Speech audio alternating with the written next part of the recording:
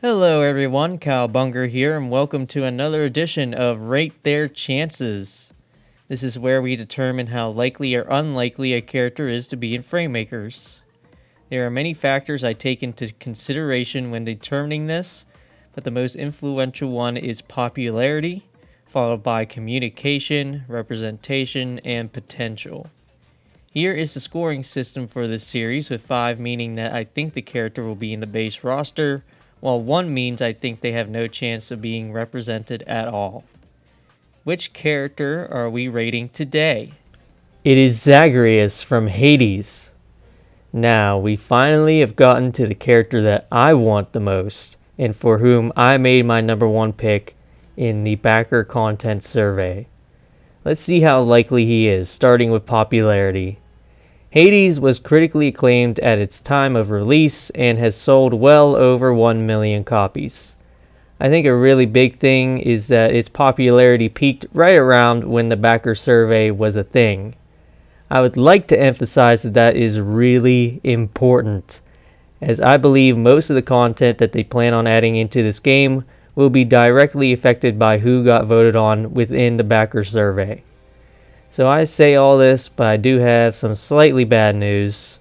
I think that while Zagreus was a top pick for many people in the backer survey, I can say that many people also did not vote for him at all. So it's kind of one of those things where people who only played Hades when it released wanted him in the game. Otherwise, characters for minigames that had already had a special place in people's hearts were chosen instead. I would overall say that Zagreus is still one of the more popular picks, but he was not at the very tippy top echelon. Anyway, let's talk about representation next.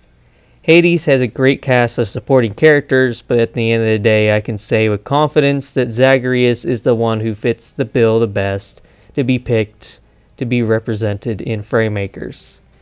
He even has the best potential out of any characters in Hades, and that's because he has a unique combination of things at his disposal.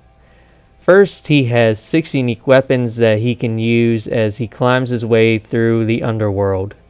On top of that, those weapons then have unique variants of themselves that do completely different things from the original.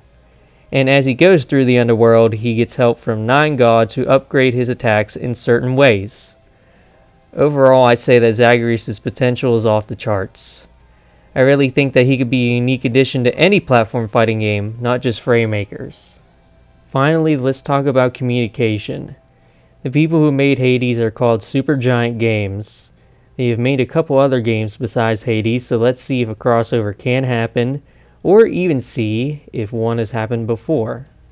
The team has a way to email them on their website, and they also are active on other social media platforms such as Twitter, Facebook, Instagram, and Discord. I think that leaves plenty of options to get in contact. As far as I've seen, Supergiant has only done 1 crossover, but it didn't even really end up happening. Red from Transistor was planned to be in Indivisible, but plans for that game fell through after controversy ended up disbanding the studio that worked on the game. But at the very least, we do know that Supergiant is open to crossovers. I'd say that's a pretty compelling case for Zagreus.